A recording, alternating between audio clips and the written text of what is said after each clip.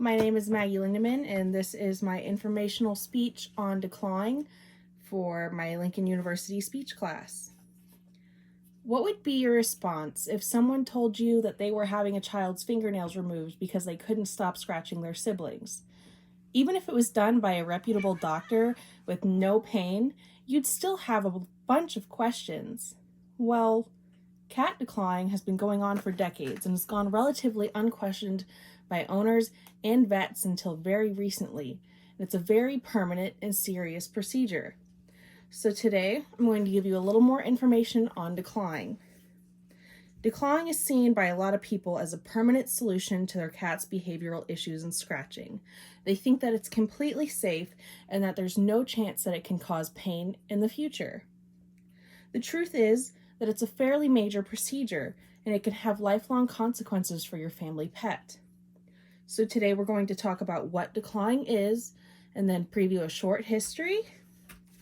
We'll talk about what vets think about declawing and what studies say about pain in declawing. And then we'll talk about the alternatives that vets recommend for declawing. Declawing, also known as an onychectomy, is the surgical removal of the P3 phalanx or the first knuckle and claw of a cat. This prevents them from being able to scratch. There are 3 different methods that are commonly used by vets to do this: the scalpel method, the guillotine-style trimmer method, and the laser removal method. The procedure was brought into the veterinary world in 1952 by a Chicago veterinarian, and it went unstudied for about 20 years. In the 1970s, they did some studies on the procedure and found that it had no long-term side effects or cause any pain for cats. But in recent studies and surveys, it's been proven wrong. So, what do vets now think about declawing? In a survey done by the Canadian Veterinary Journal, they surveyed vets in Ontario, Canada. 43% of vets in Ontario, Canada said that they support restrictive legislation on declawing, and most of them said they perform the procedure less than monthly. Those vets also said, whether they perform the procedure or not, that they agree it causes a considerable amount of pain. So you might wonder why they do the procedure in the first place. Well, 85% of the vets asked that do declawing procedures said they think it's a preferred alternative to rehoming or possible euthanization by the family. So, what does the data say about the pain those cats might go through after that? A study on declawed cats done by the Journal of Feline Medicine and Surgery examined 274 shelter cats. Half of those cats were declawed and half were not. In the half of declawed cats, 63% had residual P3 fragments found in their paws, which caused pain and behavioral issues. Regardless of P3 fragments, other declawed cats they studied were prone to back and skeletal pain chronically.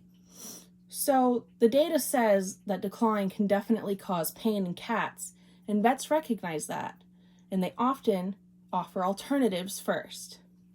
Out of the surveyed vets in Ontario, 90% of the time or more, they offered or recommended scratchers, claw caps, and nail clipping as a pain-free alternative to cat declawing.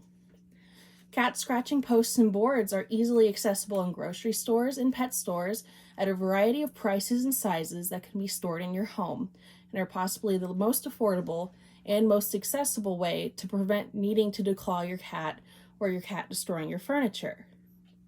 Regular nail trims are also another great option that can seem a little scary, but your vet will be more than happy to provide a demonstration on how to cut your cat's nails, and you can cut your cat's nails with a human pair of nail clippers if needed.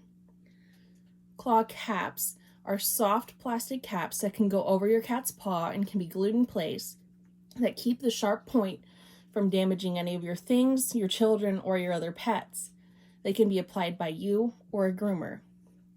Some less recommended options by vets include deterrent sprays, materials like foil, prescription medication, and training.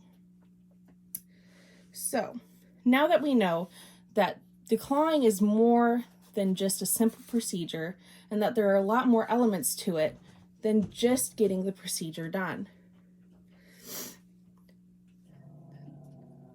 Understanding this surgery is much more than just understanding what a cat goes through on the table. So, now you know that cat declawing is the amputation of the first knuckle.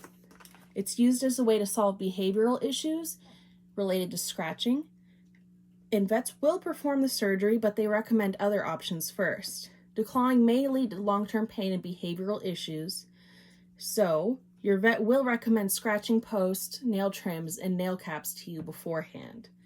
And remember, many people see this as an extremely ethical and painless way to permanently solve a problem they have with their pet.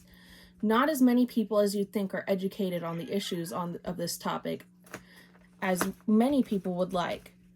So knowledge about declawing is important because your knowledge that you've gained today could help change a cat's life in the future.